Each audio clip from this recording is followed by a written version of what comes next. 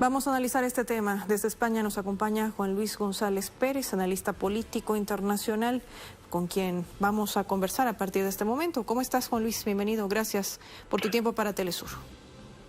Gracias a ti, Paula, como siempre. Hemos estado revisando distintos portales de noticias. Todos hablan del incremento de los precios de los fertilizantes.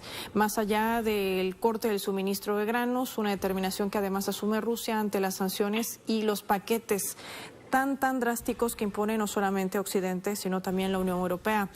Con esta medida, ¿qué rol juegan los fertilizantes dentro de la producción de alimentos? Porque se habla de hambruna que podría incrementarse inclusive mucho más de lo que ya se ha generado debido a los efectos de la pandemia por la COVID-19. ¿Cuál es tu lectura? Te recibo.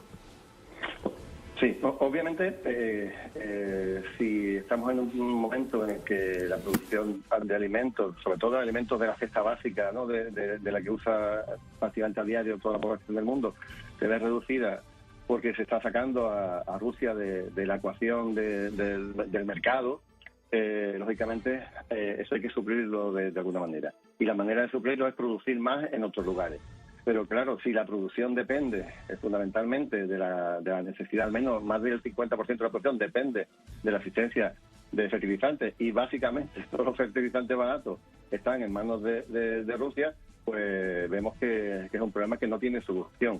La única solución que se podría quizás buscar sería, pues vamos a producir más fertilizantes en otros lugares. Pero claro, eso significa pues montar fábricas, abrir minas nuevas, etcétera. Nadie quiere abrir tampoco porque, entre otras cosas, los fertilizantes de Rusia son muy baratos, con lo cual si te gastas un dinero, una inversión muy importante en abrir una mina para fertilizantes y a los 7-8 meses, pues resulta que Rusia llega a un acuerdo de paz y vuelve a meter sus productos en el mercado, acaban de hundir a esa empresa, con lo cual no es fácil. Y sobre todo, ¿qué es lo que va a suceder? Pues es que, bueno, en el norte del mundo estamos ahora acercándonos ya prácticamente a la primavera, y es la época básica para tener que empezar a sembrar los productos que consumiremos a lo largo del año. Con lo cual, si ahora mismo los fertilizantes se cortan, se desaparecen del mercado, estamos en un momento absolutamente complicadísimo. Para colmo, para producir muchos de esos fertilizantes es absolutamente necesario el gas natural. Y si volvemos de nuevo, el gas natural, por culpa de esta crisis militar, ahora mismo está en productos en precios récord a nivel mundial, y estamos hablando de que el coste de gas supone alrededor del 80% del coste de producción de algunos fertilizantes como el amoníaco. Con lo cual, yo digo, esto es una auténtica tormenta perfecta que solo va a desembocar en una crisis alimentaria mundial, y creo que es un absoluto absurdo que estemos hablando quizás en este momento de esto, cuando realmente de lo que se trata es de que todo esto lo estamos pagando porque Estados Unidos quiere meter a Ucrania en la OTAN. Eso se arreglaría con una llamada telefónica ahora mismo de Biden, y el mundo dejaría de ir a una crisis alimentaria que al final van a pagar los pueblos, y fundamentalmente los pueblos de los países más pobres que no tienen capacidad de movimiento. Porque aquí en Europa probablemente nos vamos a empobrecer bastante, pero si tenemos remanentes podremos capear el temporal. Los países pobres no van a poder hacer eso. Ahora, Juan Luis, tú dices un tema que parece absurdo, pero que es real. Ya quien está pagando el incremento o prácticamente el recrudecimiento de estas sanciones son los propios habitantes de la Unión Europea. España, el sector de los ganaderos que necesitan de forraje para poder garantizar el suministro forma parte para la audiencia latinoamericana de esa cadena productiva, porque si no se tiene la capacidad de adquisición de materias primas, tampoco se podría elaborar este tipo de fertilizantes, siendo además Rusia uno de los países más importantes en la exportación y suministro de este recurso básico para la implementación agrícola. Con esto te pregunto, ¿cómo se asumen las medidas unilaterales que imprime Estados Unidos y la Unión Europea? Es decir, ¿no han medido el impacto real de estas sanciones? ¿Ha habido, crees tú, un mal cálculo político en imponer este tipo de sanciones que prácticamente ya se han convertido en un boomerang desde el momento en que se anunciaban las mismas?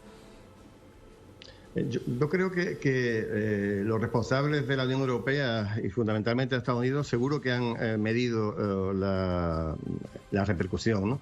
Pero de momento parece que lo fían todo a que con una campaña de propaganda de guerra mediática sobre las cabezas de los occidentales, parece que todo el mundo va a culpar de lo que sucede a Putin y nadie va a mirar a su propio gobierno. Pero esto, como decimos acá, las mentiras tienen las patas muy cortas, ¿no? Dentro de cuando la gente de verdad vea que no puede coger el coche, que no puede comprar determinados alimentos porque no existen en los mercados, cuando vea que su vida se está empobreciendo y que todo esto es por un, vamos a llamarle una especie de capricho, yo creo que el personal empezará a protestar contra su gobierno y obligará de alguna manera a parar esta insensatez. Yo creo que, como decía, sacar a Rusia del mercado es una auténtica barbaridad, aunque lo hayan medido, yo creo que lo han medido, pero no demasiado bien, porque Rusia no es cualquier país, no es sacar a España del mercado. Sacar a Rusia del mercado es sacar al país más grande del mundo, el país más extenso del mundo. Yo creo que el mundo no puede vivir sin Rusia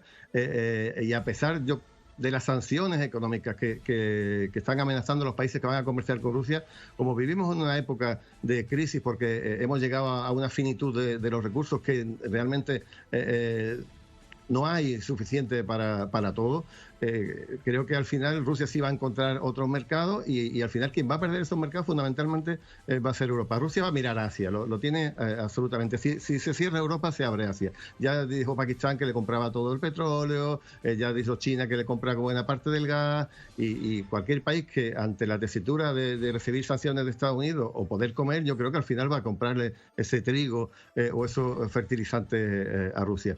Como digo, no merece la pena justamente por un capricho de tener que meter a Ucrania en la OTAN para atacar a Rusia. Rusia es demasiado grande. El mundo, o sea, Rusia puede vivir sin el mundo, pero el mundo no puede vivir sin Rusia. Creo que esa es la conclusión que saco de todo esto. Que vayamos a visualizar otro escenario que podría ser quizás una salida o una alternativa, te pregunto, Juan Luis. En este sentido, ya prácticamente la Unión Europea, tú me dices, no tiene la capacidad para poder compensar la falta de exportación, no solamente de granos, sino también del aceite de girasol, que es uno de los pilares fundamentales que exporta también Rusia junto a Ucrania y que proveen a la Unión Europea, sobre todo ese continente. Ante ello, también el hecho de que no solamente falta la capacidad de producción, hay que instalar nuevas plantas, etcétera, que no es de manera inmediata.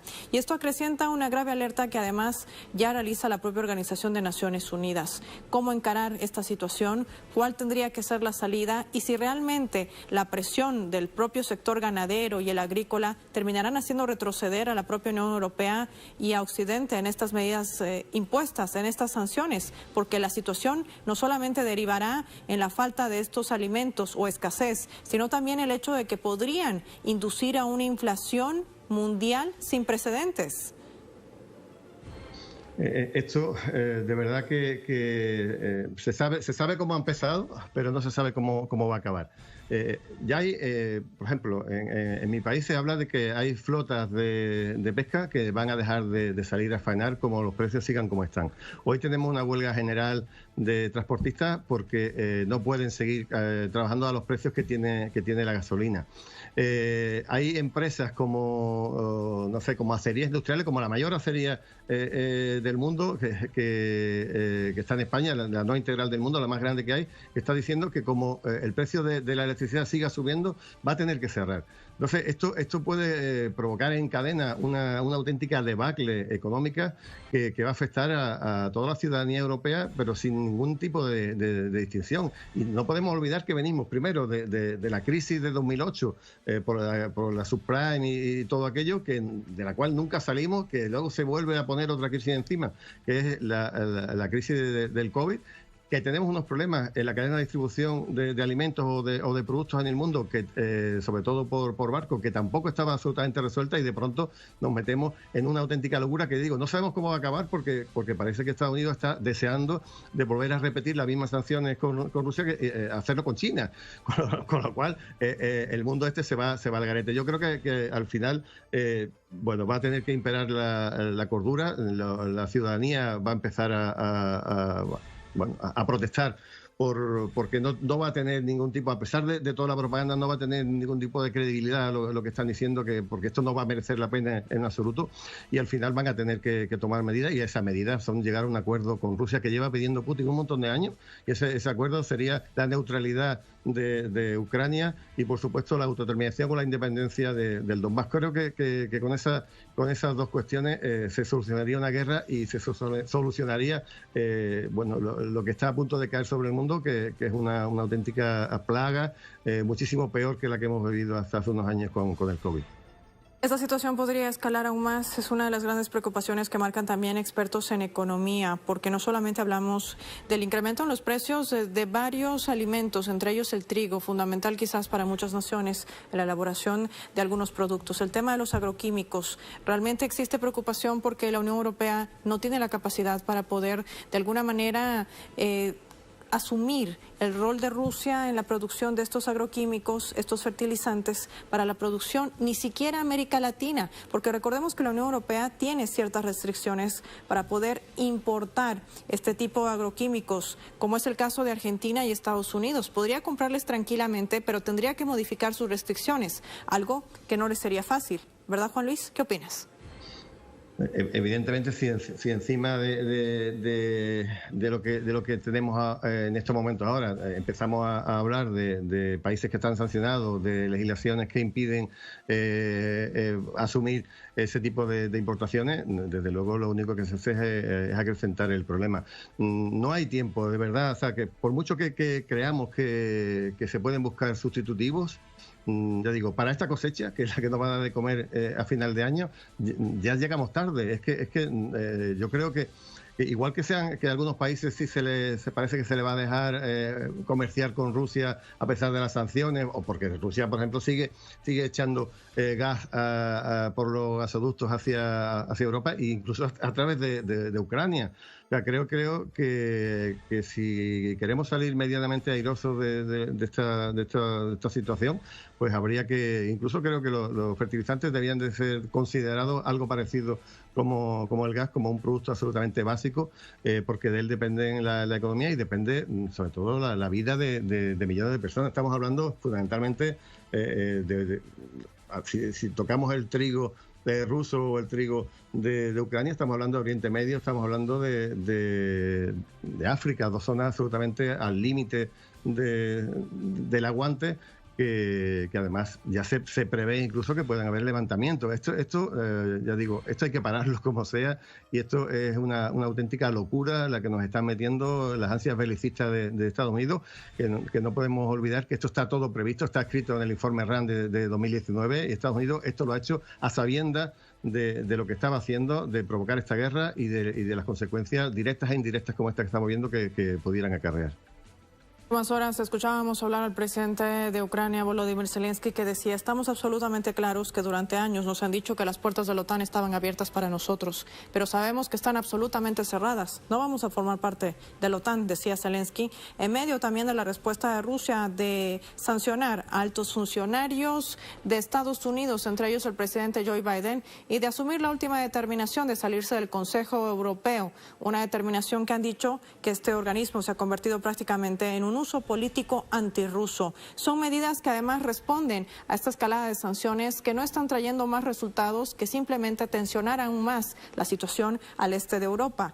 Te pregunto, ante este panorama último, ¿qué papel realmente está jugando la Organización de Naciones Unidas, este organismo multilateral que debería brindar no solamente el hecho de garantía, sino también de alguna manera intentar sentar a Estados Unidos en esa mesa de negociaciones que, por cierto, hoy se desarrolla el 5º encuentro entre Rusia y Ucrania para tratar de buscar una salida pacífica a este conflicto? ¿Qué opinas? Bueno, Naciones Unidas prácticamente se le desconoce ningún papel. Realmente, con la arquitectura que tiene Naciones Unidas y con la capacidad de veto que tienen en determinados países, lógicamente no se puede obligar a Estados Unidos a sentarse, porque en el momento en que ejerza su derecho al veto, aunque sea el único voto a favor, legalmente no se podría obligar a Estados Unidos a sentarse en una mesa. De todas maneras, Estados Unidos parece que está jugando también un poquito a está jugando un papel detrás de la bambalina, pero que no quiere hacerse demasiado visible, ¿no? Y todo el mundo lo que puede saber es que es Estados Unidos quien realmente está atizando esta guerra, quien la ha provocado desde hace mucho tiempo, y que el pobre de Zelensky no deja de ser una marioneta en mano norteamericana que ha visto que lo están tratando ya como un juguete absolutamente roto. O sea, ya se dice que la OTAN no, se le ha dicho que la Unión Europea no, el envío de aviones no, la zona de exclusión aérea no.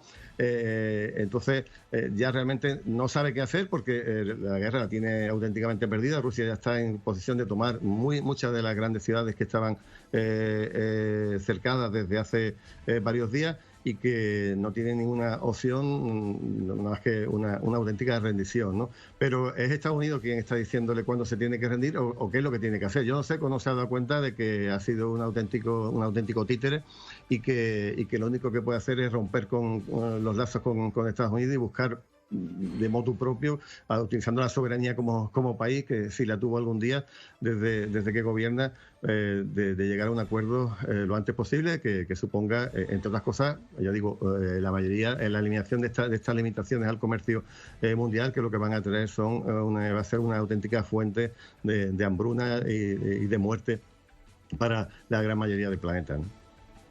Consecuencias son parte de las consecuencias, el peor escenario que sin lugar a dudas se deslumbra y que además desnuda el verdadero papel que juega Estados Unidos dentro de la crisis en Ucrania. Quiero agradecerte, Juan Luis González Pérez, por habernos acompañado en esta primera etapa de análisis, por tu visión geopolítica y también por ayudarnos a entender y a desmenuzar no solamente el impacto real de estas sanciones que impone Occidente y la Unión Europea contra Rusia, sino también la derivación de esta crisis global que se va a traducir en una hambruna galopante y quizás, dicen muchos expertos económicos, sin vuelta atrás. Gracias por tu tiempo para Telesur. Vamos a